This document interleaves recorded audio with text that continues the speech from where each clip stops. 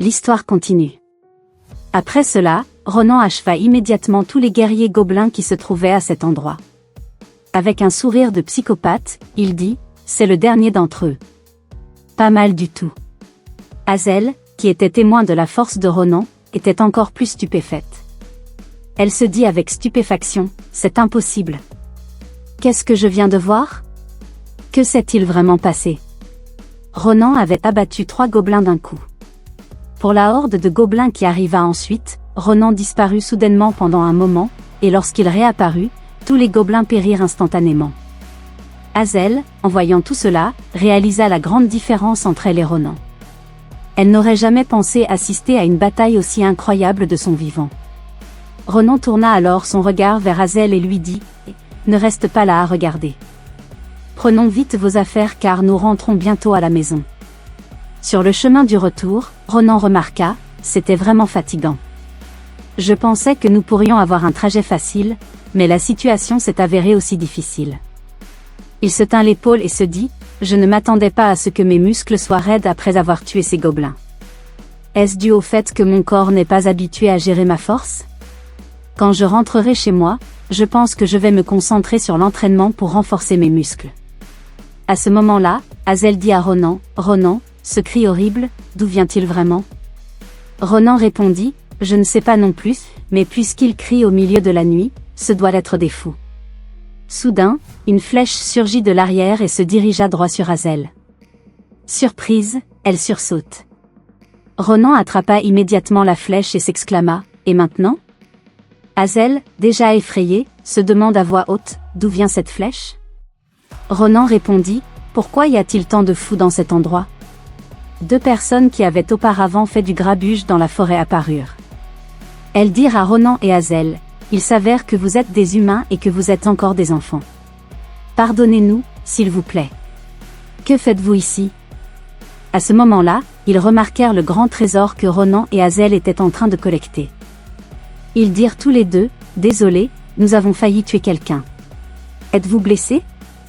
Mais soudain, Ronan dit d'un ton très inquiétant, qu'est-ce que tu racontes comme bêtise? Tu ne caches même pas tes véritables intentions. Arrête de jouer la comédie et réponds-moi honnêtement, qui es-tu? Demanda Ronan avec un visage effrayant. En entendant les paroles de Ronan, ils essayèrent encore de trouver des excuses et dirent, nous sommes désolés d'avoir tardé à vous dire qui nous sommes. Nous sommes? Avant que l'homme ne puisse finir, il lança soudainement une attaque sur Ronan, en criant, Calibor. Ronan, qui savait qui étaient les Calibors, attrapa immédiatement son bras et contre-attaqua, faisant cracher beaucoup de sang à l'homme. Après avoir lancé l'attaque, Ronan dit, vous êtes donc le gang des ordures. Voyant son ami vaincu par Ronan en un éclair, l'autre homme sortit immédiatement son arme et cria, sale gosse. Mais lorsque l'homme visa Hazel, elle décida de ne pas rester là à regarder Ronan se battre seul. Elle libéra immédiatement son pouvoir télékinésique pour retenir l'homme. Sentant la force soudaine qui l'immobilisait, l'homme fut choqué et se demanda, qu'est-ce que c'est? Pourquoi ne puis-je pas bouger? Voyant cela, Ronan sourit et dit à Hazel, bon travail.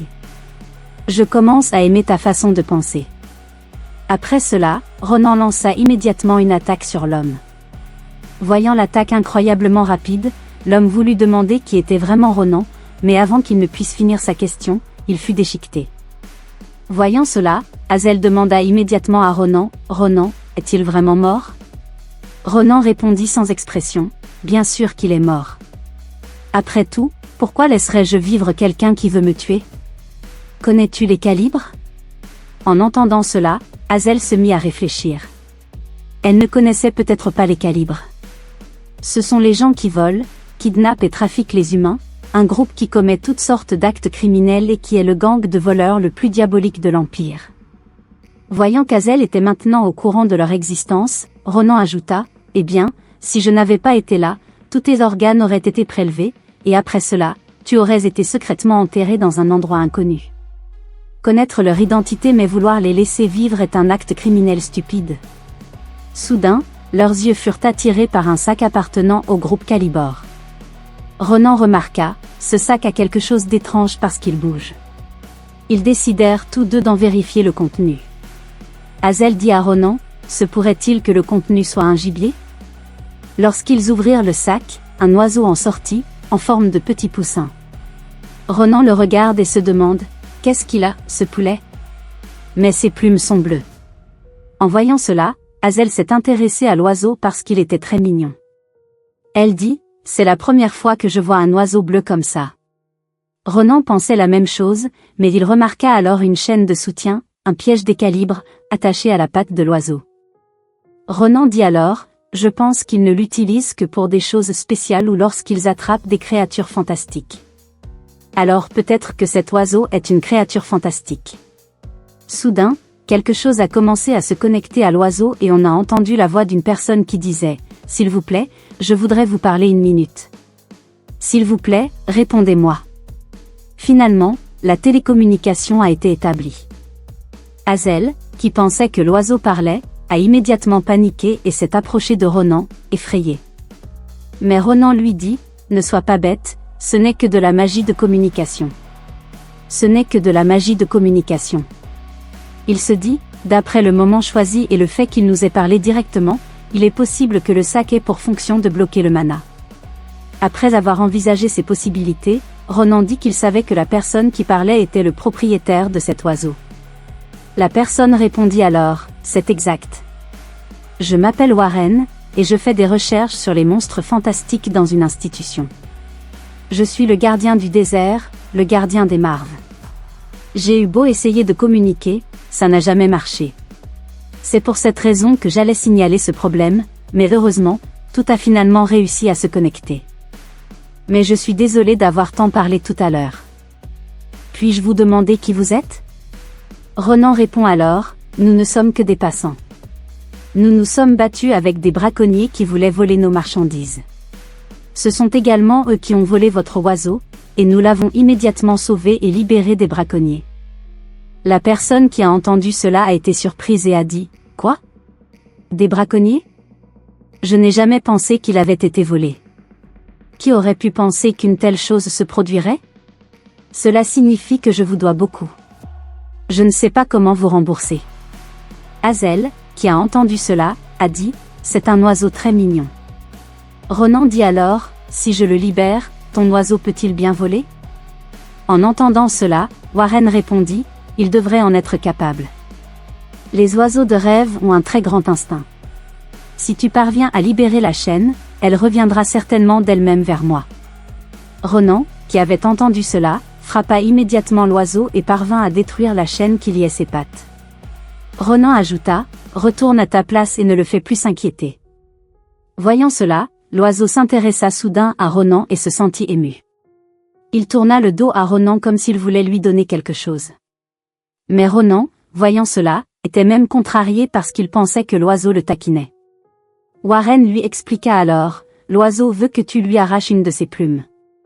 Après avoir arraché la plume de l'oiseau de rêve montrera sa vraie forme comme une boussole. Tu l'as arrachée, n'est-ce pas? Si vous voulez venir à l'institution, n'oubliez pas de me rendre visite. » Je te rendrai l'appareil, dit Warren. Après cela, l'oiseau revint très vite. En voyant tout cela, Hazel fut soudain surprise parce qu'il y avait quelque chose de bien dans la main de Ronan. Ronan sentit alors une odeur désagréable et regarda immédiatement sa main. La scène s'est ensuite déplacée quelques jours plus tard, où Ronan a été vu en train de vendre ses bijoux. Un vieil homme fit immédiatement une offre et dit, « C'est un objet étonnant. Je vous en donne 20 pièces d'or. » Le marchand, nommé Dion, impressionna Ronan. Il était très heureux d'avoir enfin trouvé un marchand honnête. Auparavant, il avait failli se faire arnaquer par les gens de cet endroit, ce qui l'avait beaucoup contrarié parce qu'ils avaient vendu le collier à un prix très bas. Mais Ronan était très heureux d'avoir enfin trouvé un très bon marchand. Le marchand répondit alors, « Je suis honoré par vos paroles.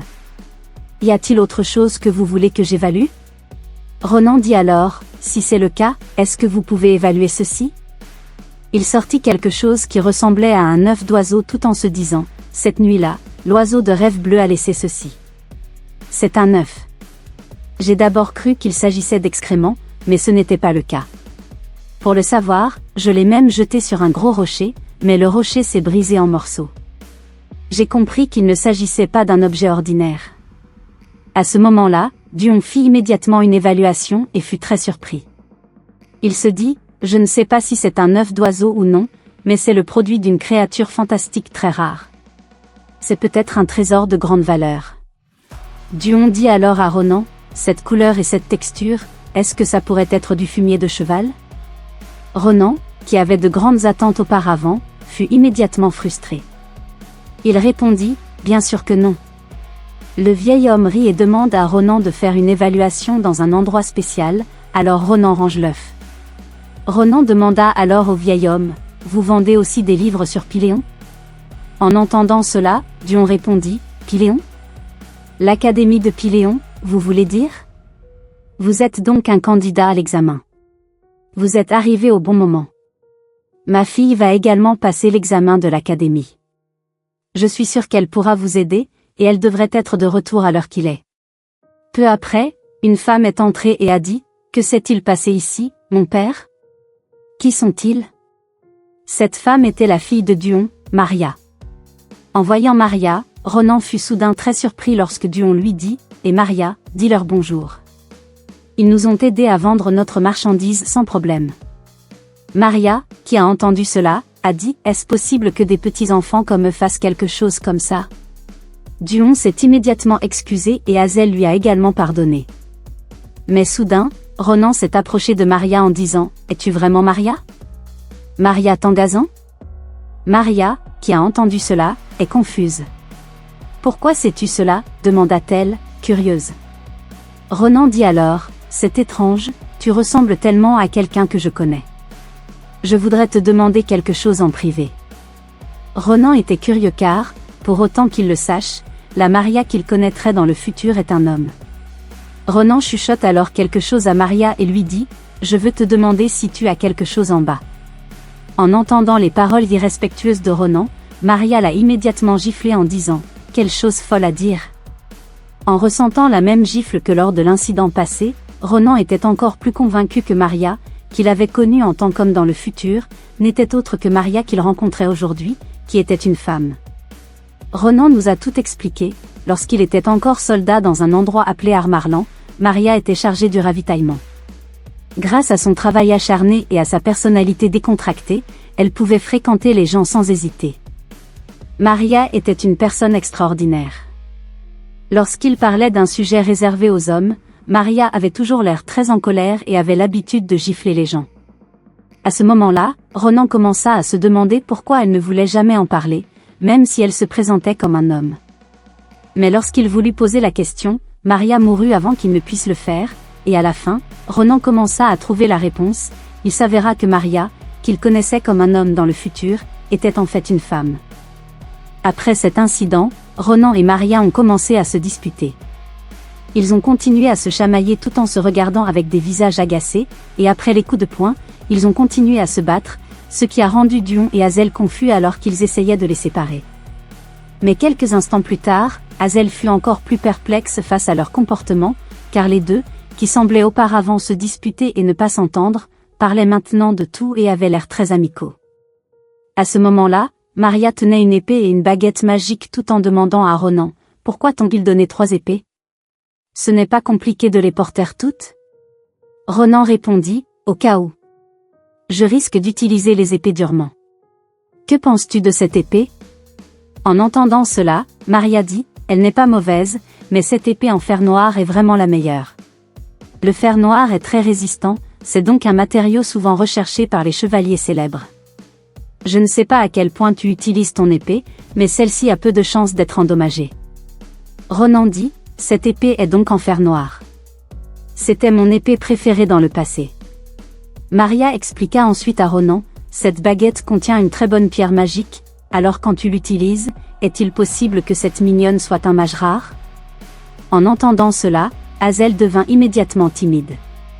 Maria demanda également, « Quel type de magie peux-tu utiliser ?» Hazel répondit qu'elle pouvait utiliser le pouvoir magique de la télékinésie. En entendant cela, Maria fut immédiatement surprise et dit, « Quoi? Tu es vraiment extraordinaire. Si tu réussis bien, tu pourras peut-être obtenir une bourse d'études. Mais pour toi, Ronan, qu'est-ce que tu vas utiliser pendant l'examen pratique? » Quelle technique veux-tu montrer? Ronan répondit avec confusion, ce qui poussa Maria à continuer. Tu ne savais vraiment pas que pour entrer à l'Académie Pyléon, il y a un examen pratique où tu dois impressionner les professeurs en montrant ta technique? Bien sûr, l'examen théorique est difficile, mais pas autant que l'examen pratique. Le fait est que s'ils disent que tes résultats pratiques sont bons, alors tu passeras immédiatement, et si ce n'est pas le cas, tu ne pourras pas prouver que tu en es digne. En entendant cela, Ronan soupira et dit, « Quoi? Est-ce qu'un épéiste n'a besoin que d'être compétent à l'épée? Oh mon Dieu, alors que peuvent montrer les autres, et que montrent-ils en général? » Maria répondit, « La plupart des nobles montrent les techniques secrètes de leur famille, mais la plupart des artistes martiaux qui participent montrent leurs techniques personnelles de combat au mana. » En entendant cela, Ronan leva la main et demanda, « Es-tu en train de dire que les enfants peuvent utiliser des épées à cet âge et peuvent également utiliser le mana, même s'ils ne sont pas des mages? » Maria répondit, « Et, de quoi parles-tu? En fait, à l'Académie Pyléon, n'est-ce pas naturel? Vous devriez être capable de sentir votre mana, que vous pouvez utiliser lorsque vous vous battez. N'est-ce pas la base? Mais avec votre expression, ne me dites pas que vous ne savez pas comment sentir votre mana. » Entendant cela, Ronan répondit simplement, « N'est-ce pas la même chose que d'utiliser l'aura? » Maria, qui avait entendu cela, hurla immédiatement de façon hystérique et dit, « Pourquoi pensait-il pouvoir entrer à l'Académie Pyléon? Il a même dit que l'aura et le mana étaient identiques. Où a-t-il appris cela? » Pour cette raison, Maria avait l'intention de montrer à Ronan ce qu'était réellement le mana. Elle avait également l'intention de lui montrer la différence, comme le ciel et la terre, car pour Maria elle-même, ceux qui avaient le talent s'étaient entraînés pendant 10 ans et avaient pratiqué jusqu'à en suer du sang. Ils avaient du mal à obtenir le pouvoir éclairé inné qu'était l'aura. À ce moment-là, Maria avait l'intention de commencer immédiatement avec rapidité. Ronan était stupéfait de la force de Maria après leur précédent combat. Alors que les coups d'épée continuaient de s'entrechoquer, ils commencèrent à créer de légères ondes de choc autour d'eux. Ronan regarda son épée en pensant, « Maria est encore si jeune, mais elle peut déjà exercer une telle puissance, surtout avec 2 épées. Son contrôle est vraiment extraordinaire. Je n'en étais pas sûr jusqu'à ce que je le vois. » Il s'avère que c'est la technique de combat de mana dont elle parlait. D'un autre côté, Maria, voyant ses attaques parées par Ronan, fut surprise. Elle pensa, « Qu'est-ce qui ne va pas chez cette personne? Même si j'avais prévu d'en finir avec une seule attaque, pourquoi peut-il faire preuve d'une telle force alors qu'il ne sent pas le mana? » Le combat à l'épée se poursuivit. Maria pensa, « Je voulais lui faire comprendre parce que je pense que c'est mieux que de l'humilier après avoir passé l'examen, mais pourquoi suis-je celle qui est acculée? » L'épée de Ronan commençait à se rapprocher de Maria, et elle commençait à avoir des difficultés à faire face à ses coups d'épée. Maria continuait de penser, c'est la capacité d'une personne qui ne peut pas utiliser le mana? Cela n'a aucun sens. Mais parce qu'elle réfléchissait trop, elle entendit soudain la voix de Ronan dire, « À quoi penses-tu pendant un combat? » Après ces mots, Ronan réussit à trouver une ouverture et se prépara à lancer son attaque à l'épée vers elle, en disant, « N'essaie pas de parer. Évite ça. » Maria, voyant l'attaque très rapide, essaya d'abord de la parer, mais son instinct lui dit qu'elle devait battre en retraite. Elle essaya d'éviter l'attaque, et à ce moment-là, il y eut une collision massive qui fit trébucher Maria en arrière. Maria dit à Ronan, « C'était presque un gros problème. Tu n'es pas un garçon normal. » Ronan répondit, « Tu n'es pas normal non plus, tu peux éviter ce genre d'attaque. De plus, tu es doué à l'épée, même si tu es encore très jeune. Tes mouvements sont encore un peu raides lorsqu'il s'agit de trouver le point d'équilibre, mais tu peux t'améliorer avec de petits ajustements. » Après cela, Ronan quitta l'endroit. Maria, voyant Ronan partir, demanda immédiatement, « Et, où vas-tu? Tu crois que tu as gagné grâce à ça? » Mais Ronan ignora ces paroles et dit, « Ah, je me fiche de gagner ou de perdre contre toi. Mais souviens-toi de ce que tu as dit tout à l'heure, n'as-tu pas dit que tu la remplacerais 3 fois? » Soudain, l'épée tenue par Maria se brisa, tombant juste devant ses yeux. Maria fut très surprise et dit, « Quand a-t-elle été détruite? » Mais Ronan l'ignora et demanda à Maria de préparer le prix de l'épée. Soudain, Hazel s'approcha, toucha l'épaule de Maria et lui dit, « Bon travail », son visage exprimant qu'elle comprenait vraiment les sentiments de Maria. Après cela, Hazel partit immédiatement avec Ronan. Ok, tout le monde, c'est assez pour l'histoire de ce manoir jusqu'ici. Attendez les prochains chapitres, et à bientôt.